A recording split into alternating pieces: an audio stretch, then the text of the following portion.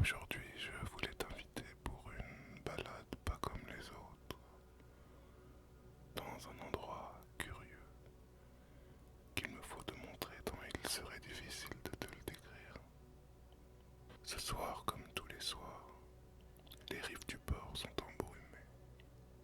C'est comme si cette brume avait un appétit sans limite. Elle avale la lumière des réverbères, étouffe les bruits, comme si elle voulait garder pour elle les secrets de ce lieu.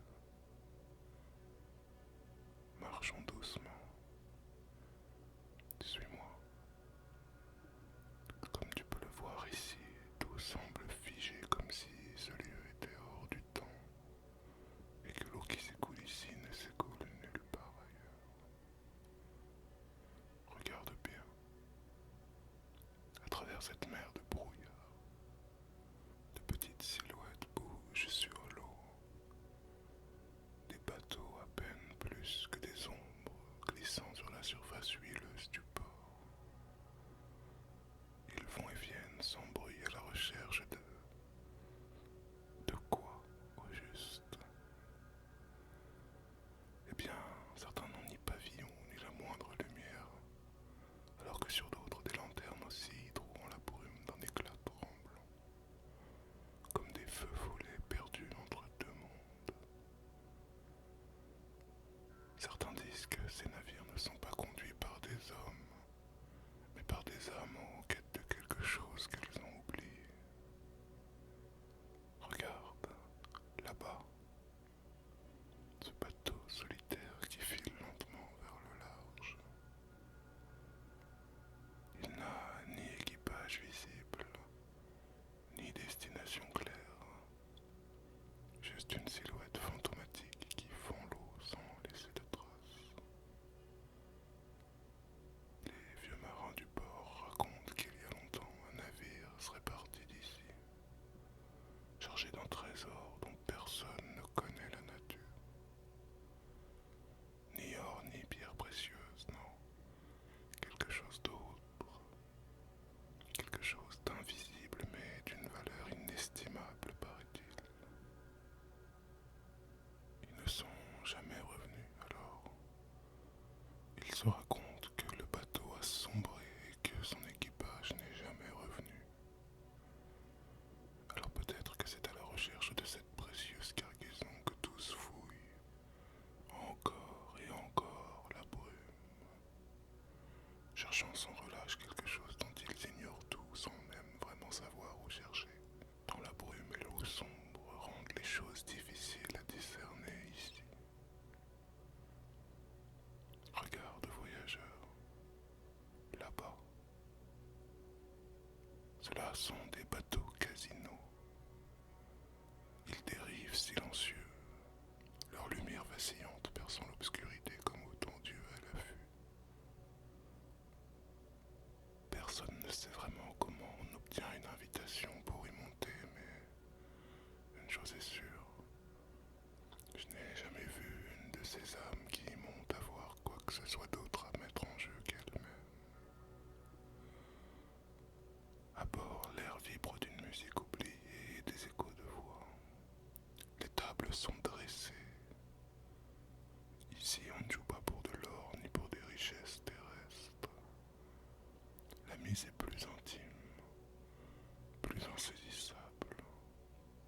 Un souvenir, une promesse, un fragment d'âme. Tout ce que je sais, c'est que ceux qui osent s'asseoir à cette table ne repartent jamais vraiment entiers. Certains misent un amour qu'ils ont oublié, un rêve qu'ils ne réaliseront jamais. D'autres jouent des années de leur existence ou de tourments, prêts à disparaître dans la fumée des cigares et le murmure des croupiers. Et parfois, un joueur gagne, mais personne ne sait ce qu'il reçoit en retour. Un secret, un avenir, une échappatoire. Ceux qui sortent victorieux ne parlent jamais. Tout ce que je sais, c'est que personne n'a jamais vu un de ces gagnants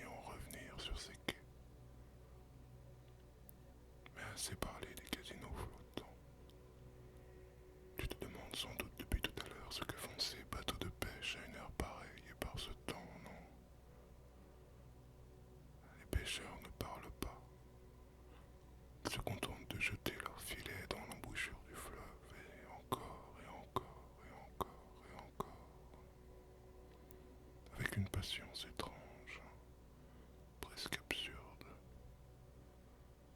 Car ici il n'y a pas de poisson, je n'en ai jamais vu. Pas une nageoire ne trouble la surface. Pas un frisson d'écailles sous la lueur pâle des réverbères du port. Et pourtant il continue. Nuit après nuit, ils déploient leurs immenses filets et les laissent dériver un long moment avant de les remonter avec cette même lenteur ritualisée. Que prennent-ils dans ces mailles? Lorsque la brume se déchira un instant, j'ai pu jeter un œil et il m'a semblé avoir aperçu quelque chose. Une ombre mouvante, indistincte. Quelque chose qui se débat un bref instant, puis plus rien.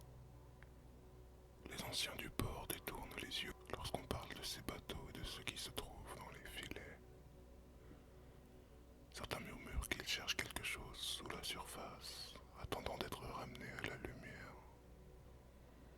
D'autres disent qu'ils ont une dette ancienne qu'ils s'efforcent de payer en trouvant la moindre chose de valeur dans les profondeurs, sans jamais y parvenir.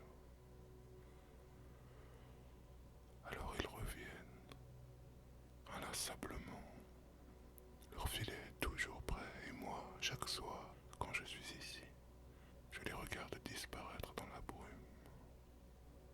Leur lanterne oscillant faiblement comme les derniers battements d'un cœur sur le point de s'éteindre. Et là-bas, les plus étonnants de tous, d'énormes bateaux de marchandises dont on peine à concevoir qu'ils aient leur place ici en ces eaux.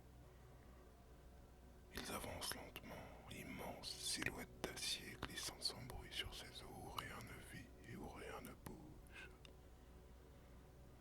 De grands bateaux de transport chargés de conteneurs anonymes, empilés comme les pierres d'un mausolée flottant. Mais ici il n'y a ni port d'attache ni destination, parce que ces eaux ne mènent nulle part.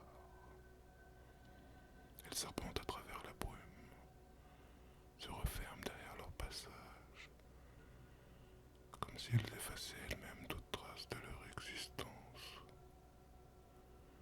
Alors que transportent ces bateaux? Eh bien, personne ne le sait.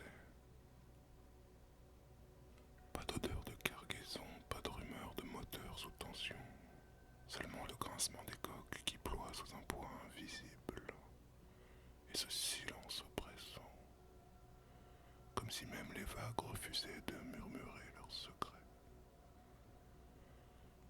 Je les ai vus dériver nuit après nuit après nuit, leur feu pâle à peine perceptible dans le brouillard. Jamais ils ne s'arrêtent, jamais ils ne s'échouent. Certains marins prétendent qu'ils sont vides, que ce ne sont que des carcasses errantes condamnées à voguer éternellement sur ces eaux oubliées. Mais d'autres disent qu'ils transportent quelque chose, mais que ce quelque chose n'est pas destiné aux hommes. Un tribut pour des êtres que nous ne pouvons ni voir ni comprendre. Une offrande livrée à l'ombre de la mer, dans un échange dont nous n'oserions pas connaître la nature. Je n'aime